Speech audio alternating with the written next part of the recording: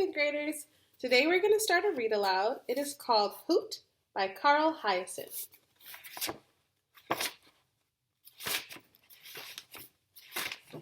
Chapter 1.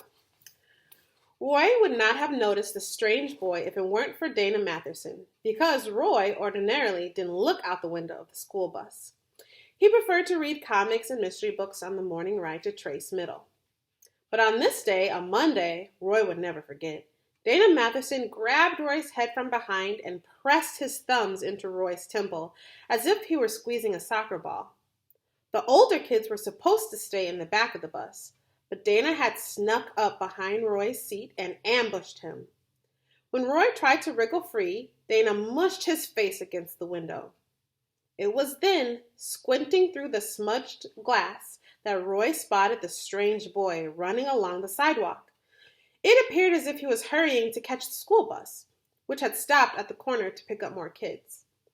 The boy was straw blonde and wiry, and his skin was nut brown from the sun. The expression on his face was intent and serious. He wore a faded Miami Heat basketball jersey and dirty khaki shorts. And here was the odd part: no shoes. The soles of his bare feet looked as black as barbecue coals. Trace Middle didn't have the world's strictest dress code, but Roy was sure that some sort of footwear was required. The boy might have been carrying sneakers in his backpack if only he had been wearing a backpack.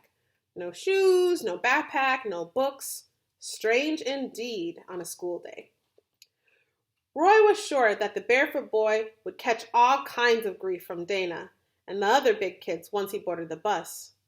But that didn't happen, because the boy kept running. Past the corner, past the line of students waiting to get on the bus, past the bus itself. Roy wanted to shout, "Hey, look at that guy!" but his mouth wasn't working so well. Dana Matherson still had him from behind, pushing his face against the window. As the bus pulled away from the intersection, Roy hoped to catch another glimpse of the boy farther up the street. However, he had turned off the sidewalk and was now cutting across a private yard, running very fast, much faster than Roy could run, and maybe even faster than Richard, Roy's best friend back in Montana. Richard was so fast that he got to work out with the high school track squad when he was only in 7th grade. Dana Matherson was digging his fingernails into Roy's scalp, trying to make him squeal. But Roy barely felt a thing. He was gripped with curiosity as the running boy dashed through one neat green yard after another, getting smaller in Roy's vision as he put a wider distance between himself and the school bus. Roy saw a big, pointy-eared dog, probably a German shepherd, bound off somebody's porch and go for the boy. Incredibly, the boy didn't change his course. He vaulted over the dog, crashed through a cherry hedge, and then disappeared from view.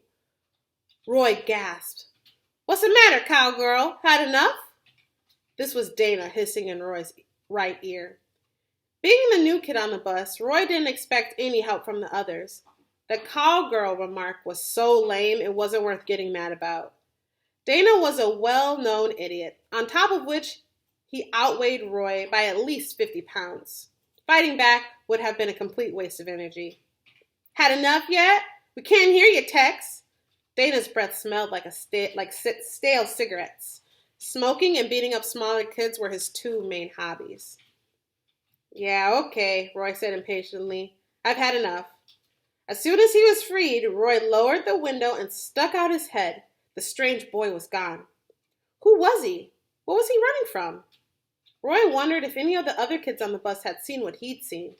For a moment, he wondered if he had really seen it himself. That same morning, a police officer named David Delinko was sent to the future site of another Mother Paula's All-American Pancake House. It was a vacant lot at the corner of East Oriole and Woodbury, on the eastern edge of town. Officer Delinko was met by a man in a dark blue pickup truck. The man, who was as bald as a beach ball, introduced himself as Curly.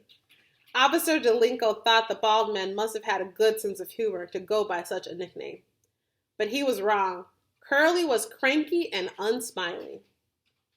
"You should see what they've done," he said to the policeman. Who? Follow me, the man called Curly said.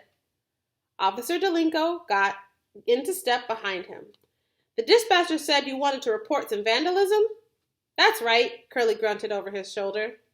The policeman couldn't see what there was to be vandalized on the property, which was basically a few acres of scraggly weeds.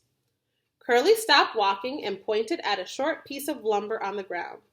A ribbon of bright pink plastic was tied to one end of the stick. The other end was sharpened and caked with gray dirt.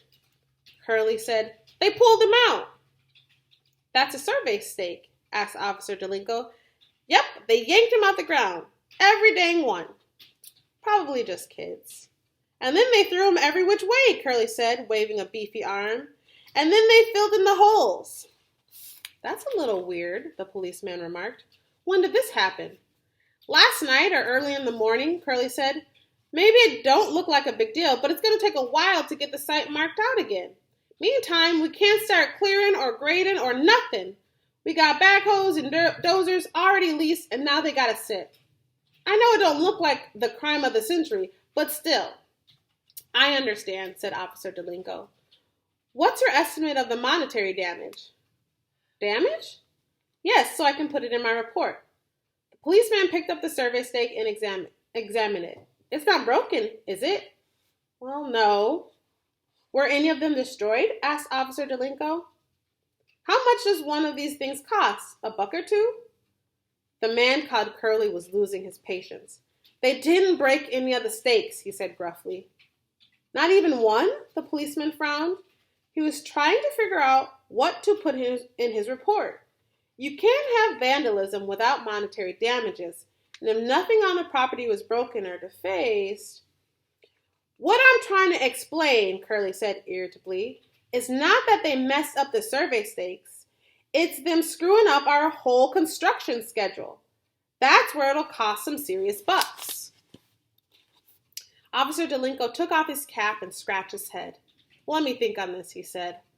Walking back toward the patrol car, the policeman stumbled and fell down. Curly grabbed him under one arm and hoisted him to the feet. Both men were mildly embarrassed. Stupid owls, said Curly. The policeman brushed the dirt and grass burrs off his uniform. You say owls? Curly gestured at a hole in the ground. It was as big around as one of Mother Paula's famous buttermilk flapjacks. A mound of loose white sand was visible at the entrance. That's what you tripped over, Curly informed Officer Delinko. An owl lives down there? The policeman bent over and studied the hole. How big are they?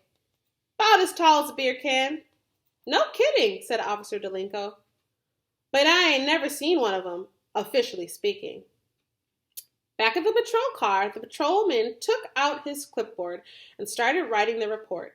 It turned out that Curly's real name was Leroy Brannon, and he was the supervising engineer of the construction project. He scowled when he saw the policeman write down foreman instead. Officer Delinko explained to Curly the problem with filing the complaint as a vandalism. My sergeant's going to kick it back down to me because technically nothing really got vandalized. Some kids came on the property and pulled a bunch of sticks out of the ground. How do you know it was kids? Curly muttered. Well, who else would it be? What about them filling up the holes and throwing the stakes just to make us lay out the whole site all over again? What about that? It puzzled the policeman too. Kids usually don't go to that kind of trouble when pulling a prank. Do you have any particular suspects? Curly admitted he didn't. But okay, say it was kids. That means it's not a crime? Of course it's a crime, Officer Delinko replied. I'm saying it's not technically vandalism. It's trespassing and malicious mischief. That'll do, Curly said with a shrug. As long as I can get a copy of your report for the insurance company, at least we'll be covered for lost time and expenses. Officer Delinko gave Curly a card with the address of the police department's administration office and the name of the clerk in charge of filing the incident reports. Curly tucked the card into the breast pocket of his foreman's shirt. The policeman put on his sunglasses and slid into his patrol car, which was as hot as a brick oven. He quickly turned on the ignition and cranked the air conditioner up full blast.